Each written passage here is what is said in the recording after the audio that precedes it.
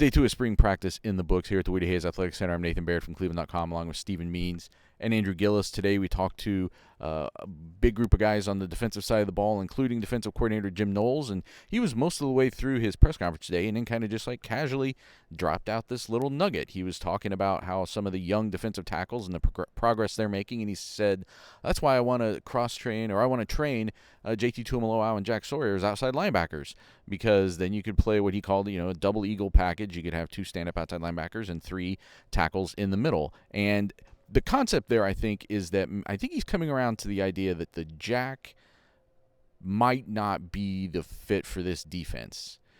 That may just not work personnel-wise, but this would be something it could do with their personnel that would make them more multiple and make them more unpredictable against opposing offenses. I think it's specifically against heavy run offenses that you would give you more guys up front, but not but give you some more versatility with those 2 defensive ends. So, Stephen, as this hits your ears, what are your thoughts on it? Could this be a package that would be successful for Ohio State? First of all, yes. Second of all, I think Jack Sawyer just got back to being happy about just being a defensive end, so part of me is just like, just let him do that. And look how good he was at the end of last season. But more importantly, I think this is what happens when you have unlimited options like this. They've got experience all over the field, talent all over the field, and as we talked about on Buckeye Talk, they might have 22 players on defense who legitimately, if you see them out there on a given meaningful snap, you're like, yeah, that makes sense. So when you have that, I think Jim Knowles gets to go full mad scientist this year and think of every possible way he can deploy that. Now, when he's working with his assistant coaches, does it actually make its way to game day? We'll see. But I do think everything is on the table for Jim Knowles this year. If we went in his office right now, there's probably 7 million different ways that he's thinking about deploying this much talent. But I think that's a reflection on the way Ohio State has recruited, but then also the way they use the transfer portal this year and found enough guys to where you can be thinking about, 5-2s, 3-4s, jacks, dime, everything under the sun.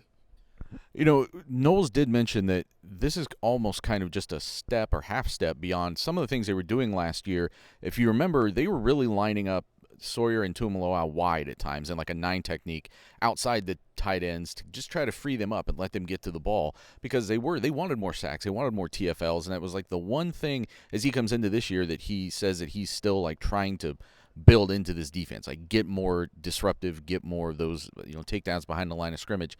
Andrew, you weren't here in 2022 when they did the Jack thing with Jack Sawyer, and it didn't really work. He didn't really like it.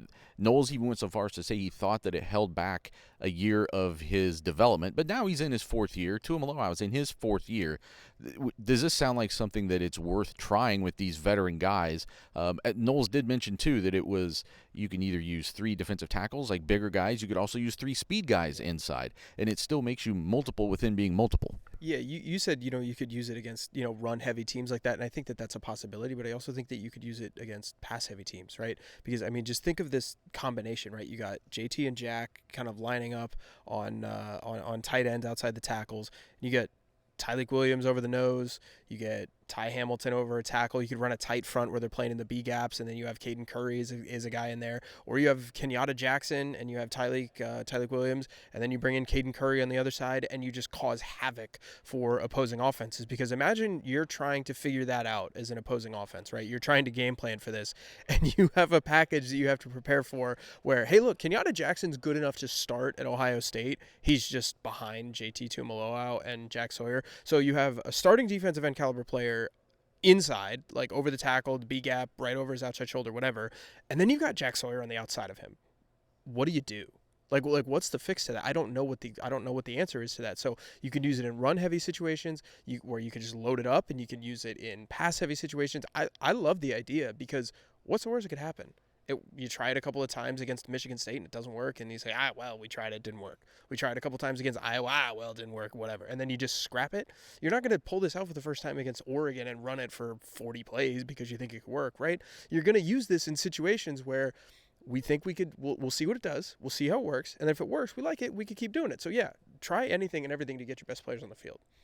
If you think it's really good, maybe you do not run it until you see Oregon the first time, because why give them a better look at it. We're going to talk about this more on Buckeye Talk because I think it's one of the more fascinating things that we heard today. I did when I was talking to Jim Knowles kind of off to the side. I said, there's this concept, this I think theory that you, and not that there's like conflict or tension, but that Larry Johnson's a 4-down defensive line coach and you like to be more multiple, and those things haven't necessarily meshed up. And he said, Larry's great. Larry will do whatever is the best thing for the defense. It's just up to Knowles to come up with the best way to distribute the personnel and what works. And we saw some examples of that when they did use the jack in 2022. It just didn't work that well.